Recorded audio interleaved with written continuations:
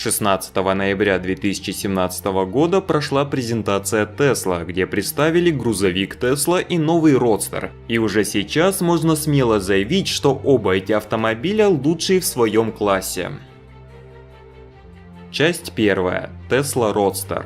Tesla Roadster по заявлению Илона Маска теперь является самым быстрым серийным автомобилем в мире. Внешне это небольшой четырехместный кабриолет, но пассажирам сзади будет тесно, и это нормально для автомобилей подобного класса. Что касается технических характеристик, то уже в базовой версии заявляет разгон до 100 км в час рекордные 1,9 секунды, а с 0 до 160 км в час 4,2 секунды. На расстоянии в четверть мили новый Roadster вновь лидер, результат составляет 8,9 секунды. К слову, недавно появившийся Dodge Challenger SRT Demon, который был специально изготовлен для драг-рейсинга, делает это за 9,65 секунды, а Roadster за 8,9 секунды.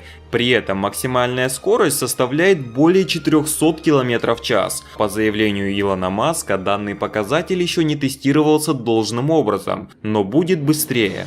Таких показателей удалось добиться, установив 3 двигателя, один спереди и 2 сзади, которые в сумме выдают 10 тысяч ньютон-метров крутящего момента. А теперь пара тестовых заездов.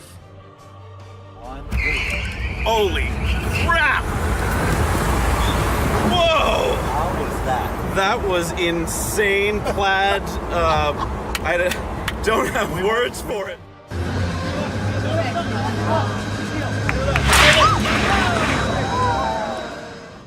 Yes, sir. 2, 1. Oh my god! Oh my god! Woo!